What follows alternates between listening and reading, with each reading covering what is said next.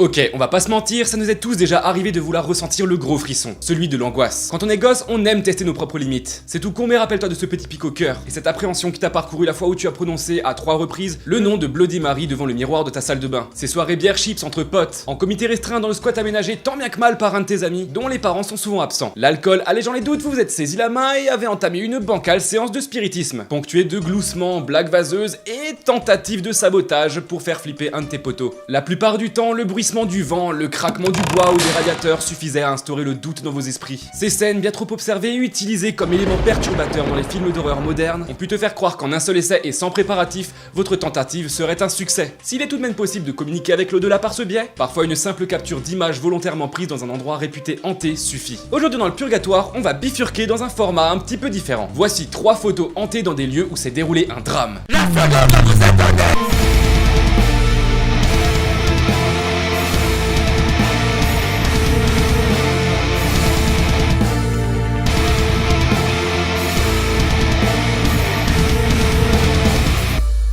Pour cette première photo, ce n'est pas un mais plusieurs drames qui ont eu lieu, et pour cause. Ce couloir particulièrement glauque fait partie du sanatorium de Waverly Hills, situé à Louisville dans l'état du Kentucky aux États-Unis. Bien que les quartiers résidentiels ont grignoté sur son terrain, le sanatorium fut en 1910 construit pour se situer au milieu de nulle part, dans le but de soigner les patients atteints de tuberculose en premier lieu. Et oui, car à l'époque, cette maladie que l'on surnommait la peste blanche se soignait grâce à un peu d'air frais, du repos et de la bonne bouffe. Ouais, sauf que les patients internés étaient foutus en quarantaine et sévèrement maltraités. Si bien qu'on dénombre environ 63 000 décès, dont certains liés à des expériences médicales pas franchement réglementaires. Bon, ce chiffre est à prendre avec des pincettes. Cet endroit digne d'un bon film d'horreur psychologique est réputé pour abriter le célèbre Death Tunnel, repris dans American Horror Story Asylum. Ce tunnel servait à évacuer les patients décédés, la nuit, histoire de pas trop éveiller les soupçons. Tu penses bien, un endroit avec un passif pareil, c'est hanté fois 1000. Il y a énormément de témoignages rapportant des apparitions et autres cris d'agonie entendus au détour des couloirs. Parmi ces nombreuses apparitions, il y a cette photo prise en septembre 2006. Au vu de la silhouette que se tient à droite, beaucoup pensent qu'il s'agit de Mary Lee, infirmière du sanatorium qui se serait pendue dans la chambre 502. Elle aurait appris qu'elle avait contracté la tuberculose et aurait préféré se donner la mort plutôt que de subir les sévices qui l'attendaient. D'autres racontars affirment qu'elle aurait appris une grossesse, la sienne. Et qui sait, peut-être même qu'elle aurait contracté un bébé et serait tombée enceinte de la tuberculose et tout ça en même temps. La seconde photographie, celle-ci, a été prise dans une bicoque située au 112 Ocean Avenue dans une petite ville dont le nom vous dira certainement quelque chose, Amityville.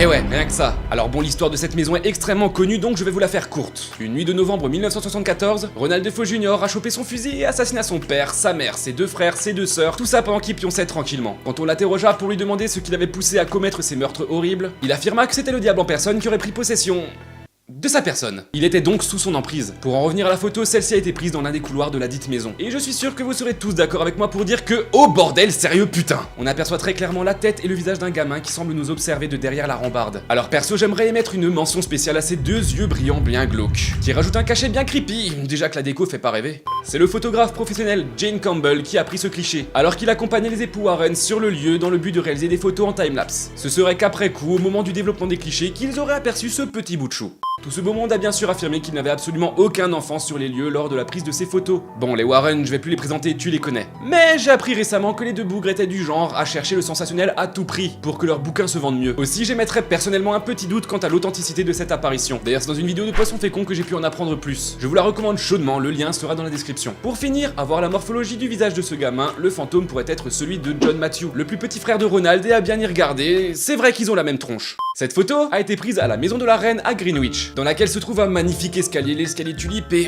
rien que de prononcer son nom, j'en ai des frissons. Non mais regardez-moi ces courbes. Et cette diffusion de la lumière qui frise la perfection. Bref, le révérend Ralph Hardy se rendit à la maison en 1966 pour y prendre quelques clichés. Il immortalisa bien sûr sa visite avec la photo de ce magnifique escalier, ce qui est tout à fait normal tellement il est beau. Mais c'est au moment du développement de la photo qu'il découvrit avec stupeur un intrus sur son cliché. Le gars assura n'avoir vu personne au moment de la prise. Cette photo est passée entre les mains de divers experts de Kodak, qui ont bien affirmé que la photo n'a pas été falsifiée.